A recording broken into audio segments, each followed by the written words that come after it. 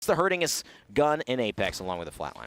One team I do want to talk about, it's on your screen right now, it's Sentinels. Now they're making the trek from Sorting. It's a long road, not quite as long as Rogue's road from all the way down from Thermal, but Sentinels is in 4th with 35 points. They only lead RCO White by 2 points. Whereas we might see TSM frag out here, Sentinels has to be pretty careful and actually protect their top 5 placement. And oh my god, Slurpee here just absolutely getting destroyed.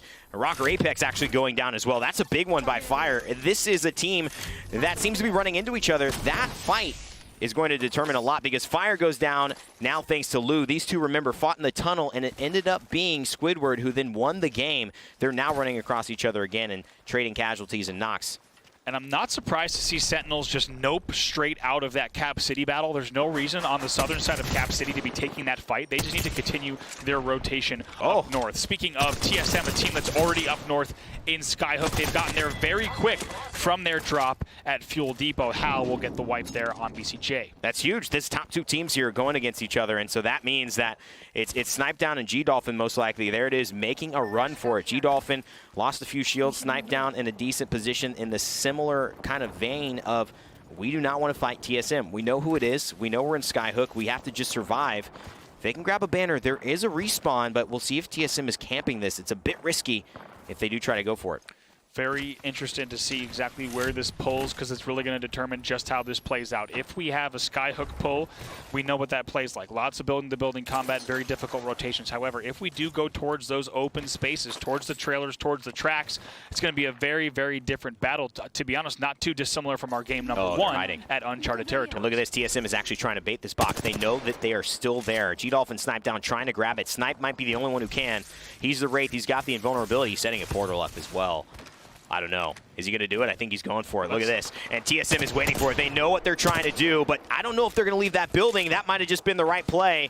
And they can go and find one of these respawn beacons behind them towards the south. Snipe Down takes it back. Now, keep in mind, if we were not in a game number 5 with our point standings the way they are, this would be a completely different situation, right? How they play this is really going to be dependent on the fact that they are tied with TSM. These two teams at 52 points apiece. They can both afford to play the long game here if they want to put points on the board. And the problem is, though, for Snipe Down, I like that you got the banner, but you risked a lot. You could have just been completely eliminated there and G-Dolphin on an island. But also, I don't know if you're going to have time to leave that building before it starts to make sense for you to start bunkering up like TSM are doing in the final circle zone. So it's an interesting play. We'll see how that evolves throughout the course of the game as TSM here just content to spray and contest these teams moving in to try to sit in Skyhook with them. That's right. They're just going to continue to try to poke, especially Team Shoot, whenever they can to pick up a few extra kills along the way, but they are here to play the long game at Skyhook without a doubt in this game number 5. Alternator in the hands of Hal. You know he wants to find a 99 if he can.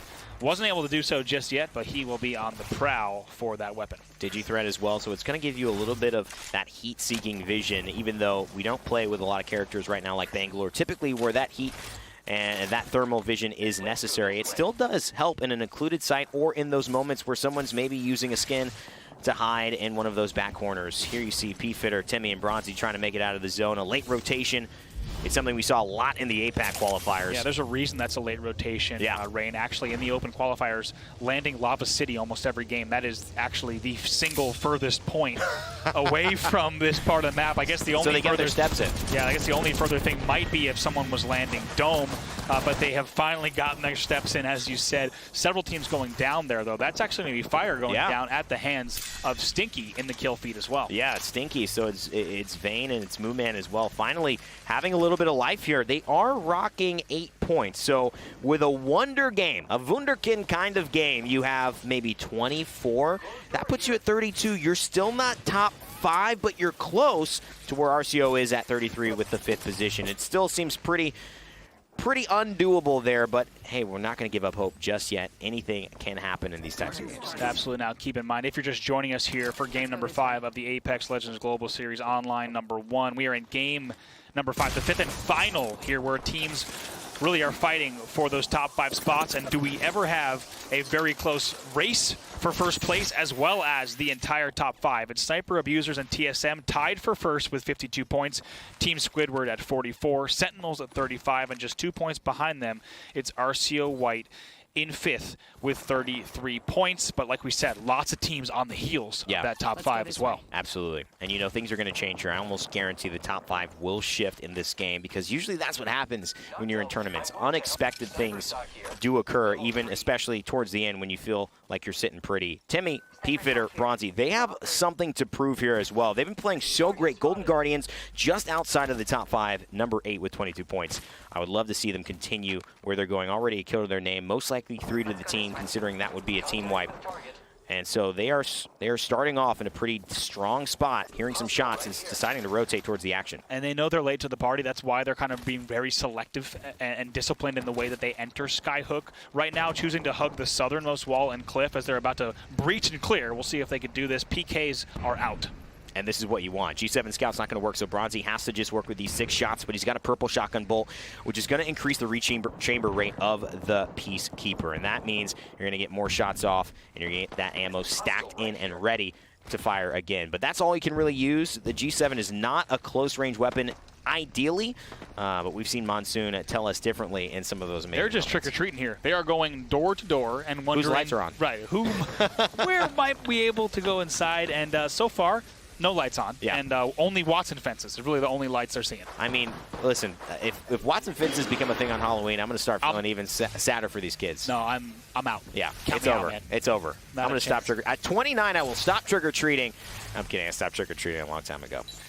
But I did trick-or-treat till I was like 22, I think. I don't doubt it for a second. I didn't. I've seen you in the snack room, man. I've seen you in the snack room. Okay, you had to get me back here. You had to do it. Here we go now. Onmu, Lion, and even here, they placed 10th in their semifinal, just squeaking through to secure their spot in the March Major, and they've also secured their spot in Skyhook now with some real estate. You're still seeing pings that are saying teams think they need to get north towards the tracks. That could be our final end circle, certainly one that we've seen in scrims since the January 14th update. We really haven't highlighted it that much, but if you haven't played a ton of Apex Legends during the holidays, first of all, shame on you. What the heck were you thinking? You've missed some amazing limited time modes, but all of that aside, December 3rd had some huge changes to the end circle. So did January 14th, and a lot of teams are still figuring it out. However, we are seeing several pings indicating that we could be going even further north for our final end circle. And sometimes these pings aren't necessarily where it is. They're conversations between players because they're saying, I think it's going to end here, or I think it's going to end here. Right. Another conversation that could be happening is, we should take this path to rotate. I don't know where the circle is, but we should move here. And then another player might be saying, well, let's take this path instead. Right now, Petty Boss is saying, let's just survive, because we're getting shot at as we're trying to rotate. Pop the Phoenix kit as well, which is good. This is pretty remarkable too, Rain. First of all, because not a lot of people have even been back to these loot bins that seem to always have purples in them, first of all. And I remember months into the game, I was playing with friends who play this game all the time. They're like, I've never seen these supply bins. These have been back here the whole time. There's a lot of interesting little high ground. You can get some pretty crafty zips going on back there. We're already seeing teams setting up all the way north in the furthest northwest corner of the map that, once again, we rarely see in competitive play. And look at that. He sees maybe there's a rat out there, wants to maybe get some movement or see if that'll ping anyone. Sitting up top, Sniper's Ridge, Rap, Casellos, and Fade doing a good job of just holding this high ground. There are some clear intonations that there is somebody down below them, but they are not going to leave this ridge by any means necessary. And there it is. You see the rotations. They've got a flat line. We've talked about the damage per bullet, but it's hard. They have a 1x HCOG, and that's not going to do damage from that far. And this is right here, the FVK side. They actually sat pretty comfortably. They were sitting in 5th coming out of their semifinal, actually just behind TSM, 2 points behind TSM in their semifinal. However, today they are in 20th with only 3 points to their name, and they're just trying to really salvage here in game number 5 to get a little bit of momentum and morale into the March Major. Yeah, and that's really all you need here. It's just reps. It's just doing things that maybe you didn't try. What happens in the situation in March? I want teams to be thinking about that, because you may be in a spot where, you're not top 5ing, but you need to get qualified for maybe the next round of the tournament like we saw in Poland. And you have to know, how do I go from 18th to 10th? What do we have to do? How aggressive do we have to play? How many of our strategies do we have to shift? And look at Global Guardians. Actually, they went door to door. They tried out a few buildings, and they said, you know what? We might be better on this ground. down. Here comes the TP, though, from P-Fitter. Let's see exactly where he'll throw this portal exit. Looks like he might be going for the low floor here and should be able to hit it inside. They will now rotate into the building, which will get them out of the danger zone just in time, as that circle will now close even further in on Skyhook. And this is the first time, again, in competitive play that we're actually seeing a team setting up all the way this far north. Just like our game number 2 in Uncharted Territories, we're seeing some play that you don't always get to see in competitive lobbies. And it looks like it's going to be on the edge of Skyhook. This is an interesting circle, and sometimes it ends on those far buildings to the left, but you'll have to wait and kind of see on this. You know, some of these circles have been hard to predict for not only casters, but players themselves. And so Petty Boss knows they've got to move no matter what. They see some rotations happening on the south side in front of them as well. So just firing some wingman shots, fully kitted with a heavy extended mag, level 3, and an HCOG. And this is a great spot for them because you can see in the minimap, like I said, a lot of players haven't spent a lot of time up here. You can actually just double back. They have an entire cave pathway that's going to bring them all the way to that northern side as well. So they don't have to go up over the tracks, but here's Overpowered. Now PK in hand, picks up 2 there. Also going to fly in, see if he can get this extra one. Still has half shields. Going to try to fly through and clean up this kill. Dome is down as well. And this is huge because Petty Boss takes down Rocker Apex with the defensive bombardment, the ultimate from the Gibraltar, and it forces Overpowered inside. The Chaos, though, works for Pro, but that grenade gets destroyed by the Watson interception pylon. OP deciding, does he need to get OP and go outside? And Petty Boss says, let's move in. We've got 1 kill. Can we get another? Shotguns, though, starting to cause chaos. Burn only hits for a little bit of time. Now going to try to flank around the corner and get the spray with the 99. Shields do break. Look at that shield, though, for himself. He has to get those cells off as many as he can. And there it is. Dome is out again. And he's got to get the revive off if he can. He doesn't necessarily have time, but he does have time if he tries to go for it. He's fighting inside, and he picks him up. Get up, buddy. The Wraith is back. They still can heal, but it looks like no. It has been cleaned up already. Look at this. Big stuff from Petty Boss. Not in the circle yet, but they win a crucial fight. They've got to loot up quick and start moving. Gets that fast revive on the roof and flies right back down. Also able to pick up another teammate. Really great stuff here from Petty Boss as things will get even thinner. And what we're now going to see, Rain, is a lot of teams having to force out of their Skyhook buildings and north. There's going to be a lot of opportunities for some free kills for anyone who has anything like scouts who are looking at that transition. Oh, and this is Rogue. They know exactly what happened. They know Petty Boss and that squad have to move. Yes, they took down PRO, which is huge point-wise. It takes somebody out of the top 7 situation, not top 9, excuse me, PRO. And so that means they will not be qualifying top 5 most likely. And it means Rogue is in an even better position. Look at Sentinels in the feed going down to GG. We'll have to see exactly if they get knocked. Not just yet. GG actually goes down as well, so we will keep an eye on that. I believe Zoms also goes down. We don't see bleed outs just yet, so we're going to keep an eye on the kill feed for Sentinels, but now back on board with TSM here. Not in the best spot, but they do have a good bit of cover on both sides. RCO White still alive as well, holding that top 5. They'll probably move up beyond Sentinels if that truly is a Sentinels wipe, but TSM Hal and the rest of the boys eager and ready to continue dominating. They have wanted first place ever since this tournament started.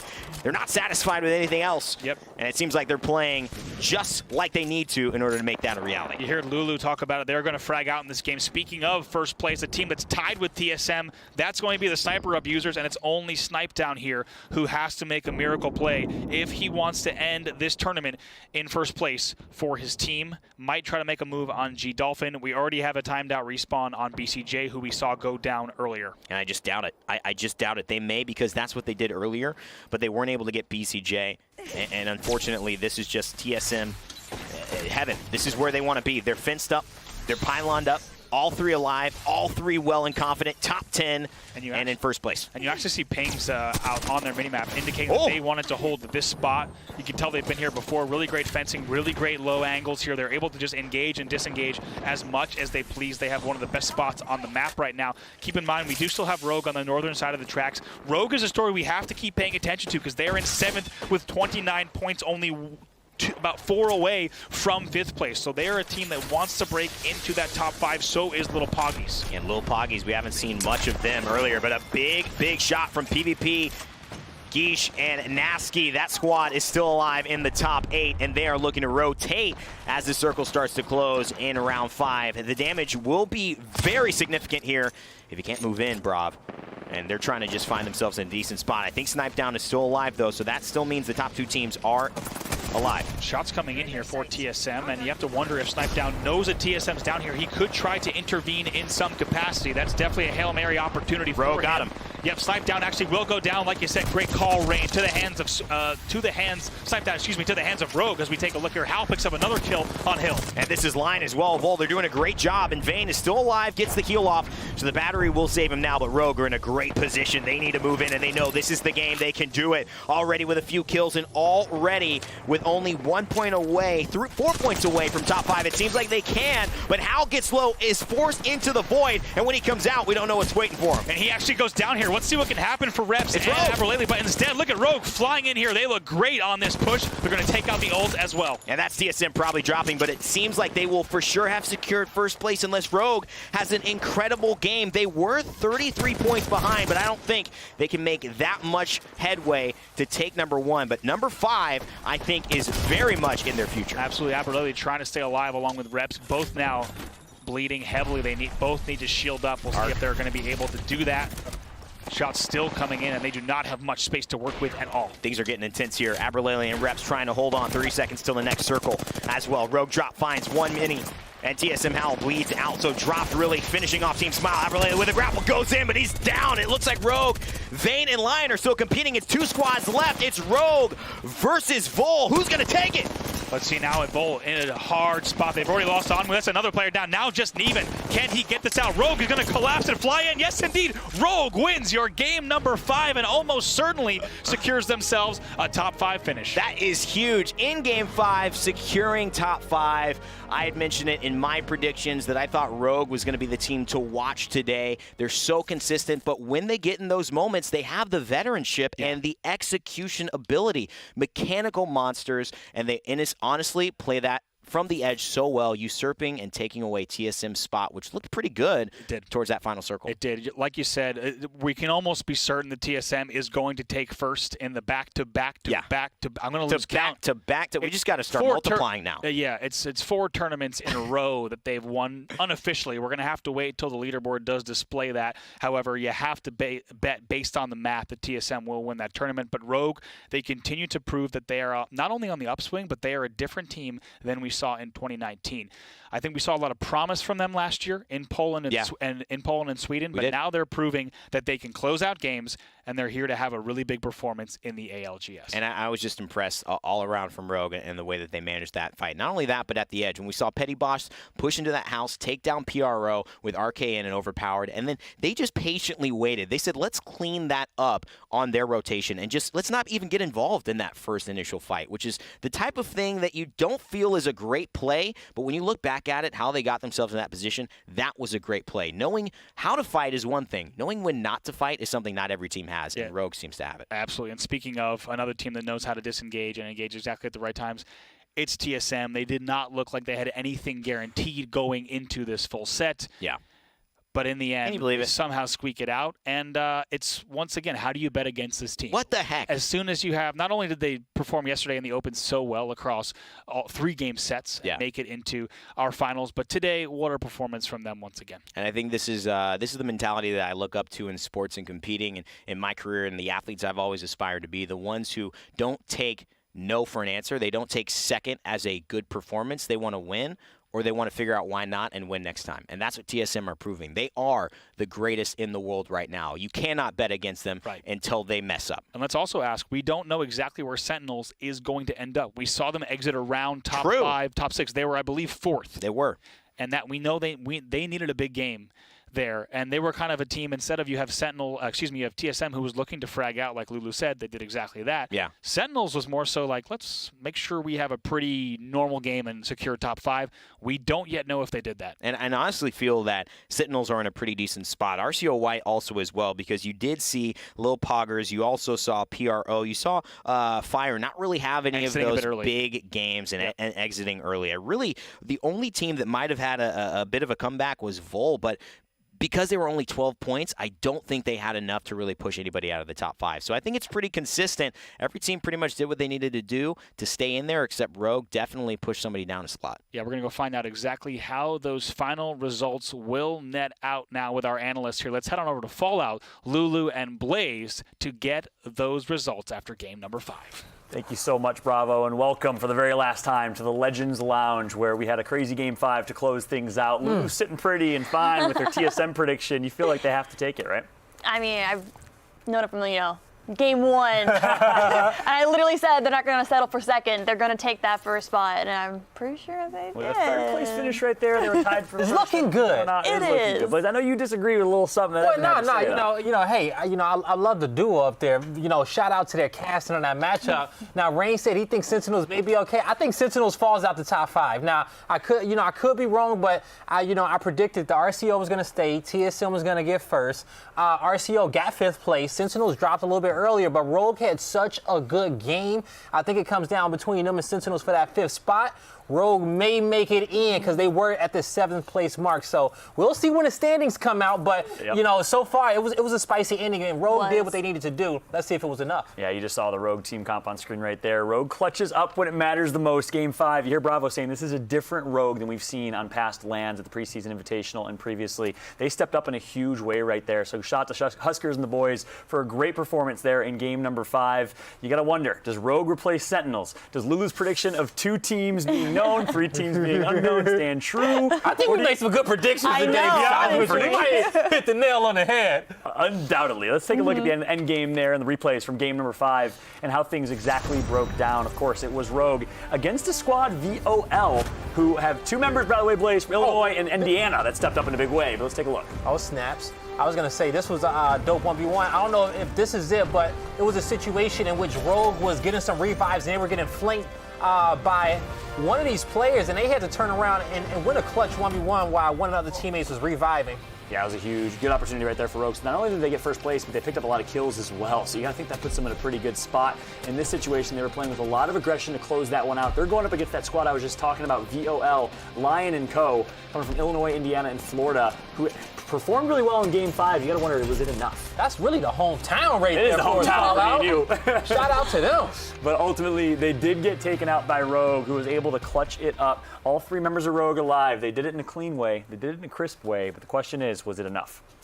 I think they're going to be in good there. about it. I think they kicked Sentinels out, and I think RCO did just enough. You think RCO stays 5th? I think RCO stays 5th. I think they did just enough to stay there. Crazy. Hey, 5th place is the same thing as 1st place. Well, guess what? We got the standings ready to see who's going to have their trips paid for. Yo, I told you! Stays. They kicked them out right at the end. No. Can you believe it? We got a round of applause from Bravo and Rain over here. TSM takes 1st place. Sniper Abusers right behind them. Team Squidward, the wild card, who we all felt was going to do great, performs. And Rogue sneaks in to the top 5. Wow, and you know what? You can't. I was kind of. You were right. 2 known teams. 2 signed known teams. 3 teams. RCO is a signed and kind of known teams. On the Not many fence, people thought Gabe got picked up by that squad last minute. So I just want to talk about my man Gabe real quick. Big shout out. Gets dropped from Complexity a couple days ago. Leaves Complexity. Whatever happened there, it's got to feel good to be top 5 right now. Definitely. With Complexity watching at home, by the way. And I've been giving him love since I got here on the couch. I've enjoyed watching him as a player,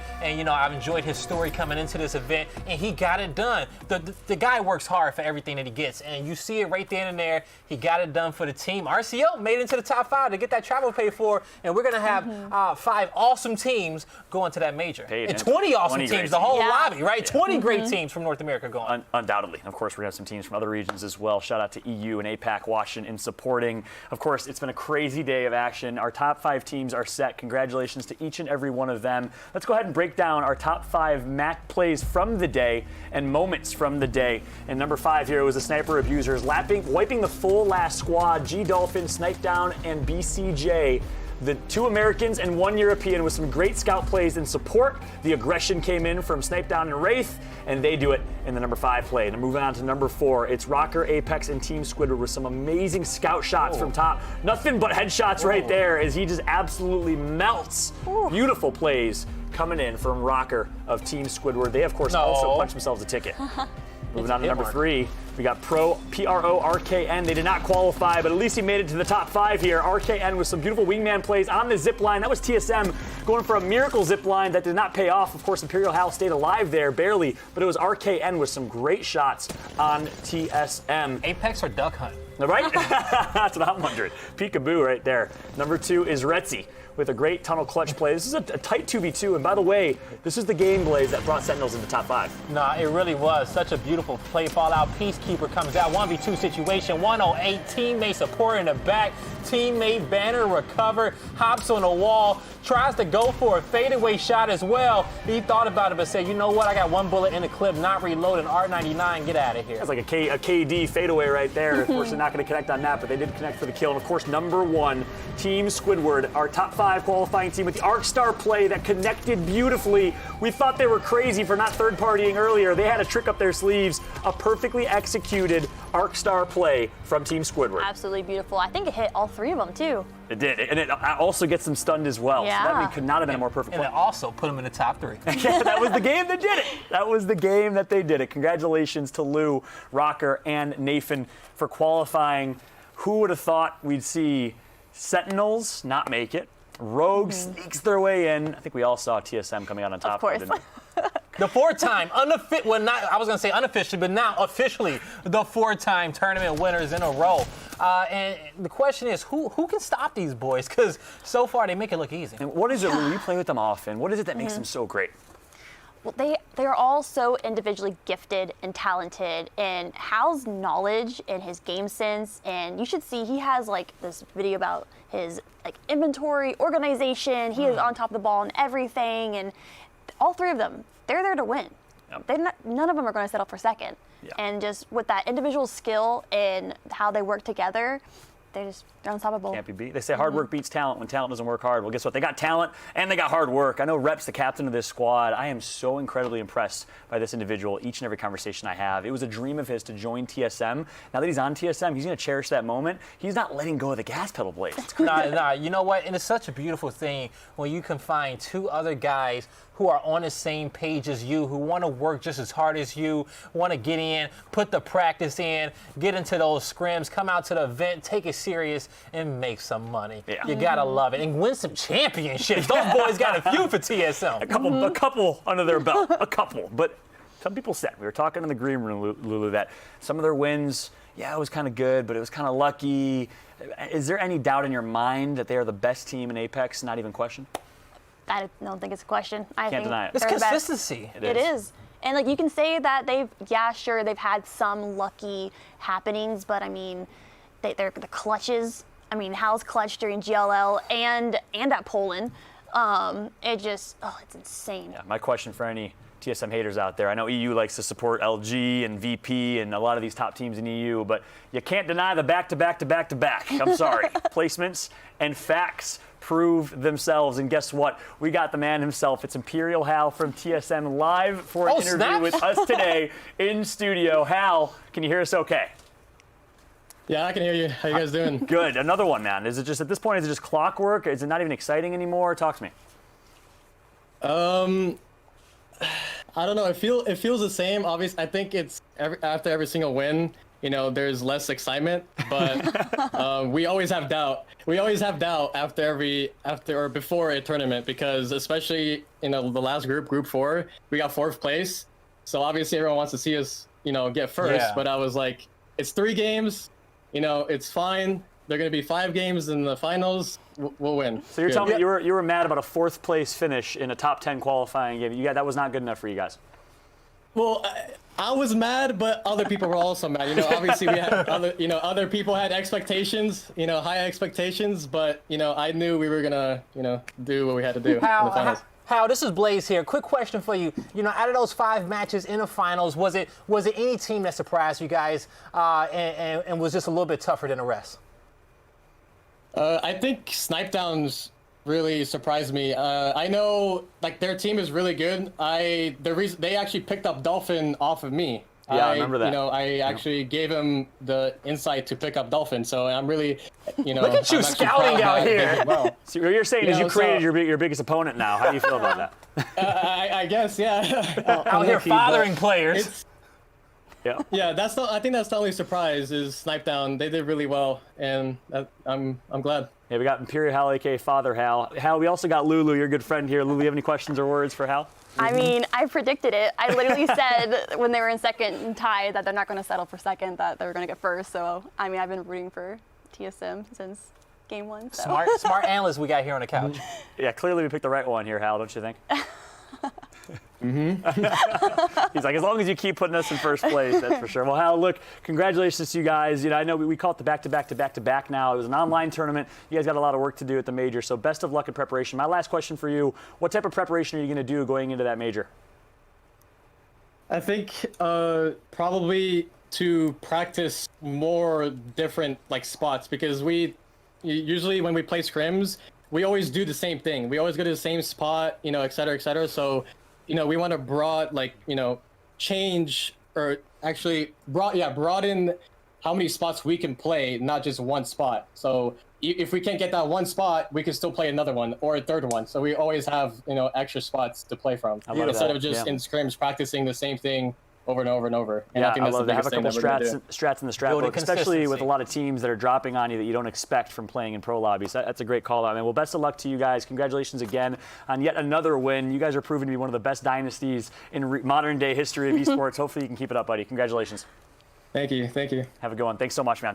What a tournament it's been. And I got to say, what a year it has been. It is almost a year of Apex Legends. It's hard to believe. It's been an amazing year. A good one. And of course, in your eyes, what has stood out the most in this past year, Blaze?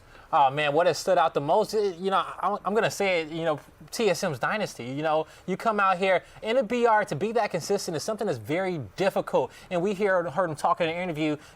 Hey, we want to go master 3-4 different locations just so we can have that consistency in case we find ourselves in a lobby with a group of players that we're not normally familiar with. You got to be able to just appreciate, their hard work, their work ethic, what they've done, their camaraderie, and just out here being great and just being great, being at the top for the community. Yeah, great to hear that insight. But of course, Apex changed your life. Apex changed a lot of lives. A big thank you to the entire community. We actually have a special tribute. Let's take a look at the past year of Apex Legends.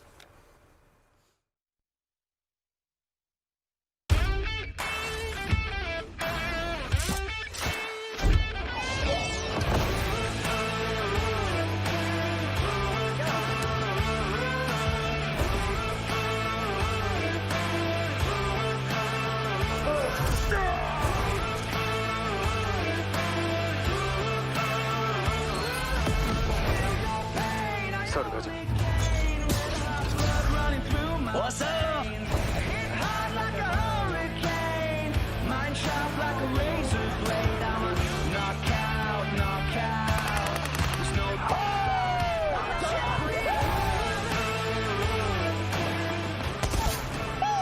oh my God! They don't see me! They don't see me!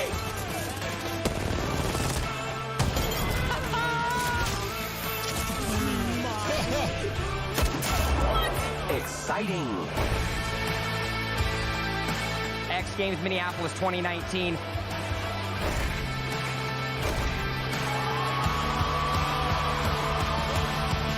Anyone else still in position to be taken down? Swan is just going for a kill here. Can he get the shot? Are you kidding me?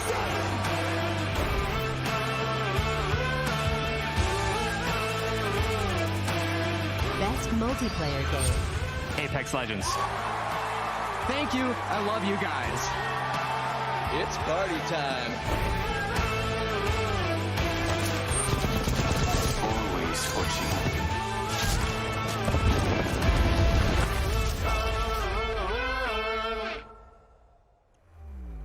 The best multiplayer game of 2019 has changed a lot of lives. So much feeling. Oh, You was getting a little emotional. I remember my first drop on Kings Canyon, baby. Where'd you drop? Do you remember where you dropped? Market. Market. Okay, I am the chef. I was in Market locking it down, baby. Chef Blaze. Thank you so much to the entire Apex community for an amazing year. We've traveled to some unbelievable places. 75 million players have been impacted or touched by Apex Legends, and one that has had a huge impact on your life, Lulu. You've been streaming for 3 years. This past year, you've taken off. Yeah, honestly, just with Apex is where I really found my home. And since then, so much has happened for me personally, but I've also seen it change so many other my fellow streamers. It's a lot of pro players, a lot of people got picked up. This is the beginning of their career.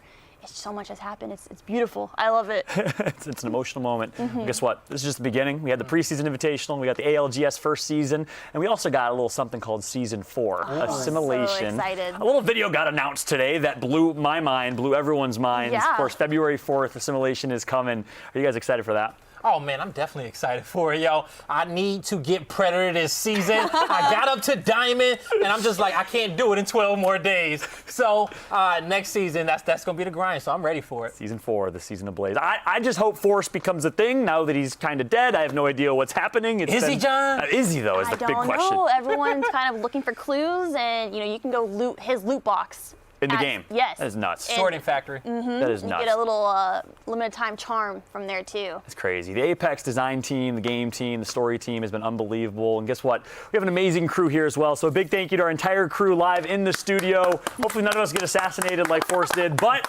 regardless, thank you all so much for an amazing show here in the studio. And thank you, each and every one of you in the audience and in the stream watching and supporting the growth of competitive Apex. This is just the beginning. We have the entire Apex Legends Global Series season ahead of us, and it is going to be an amazing time. Fallout here on behalf of myself, Lulu, and Blaze signing off, and we will see you next time for the Apex Legends Global Series.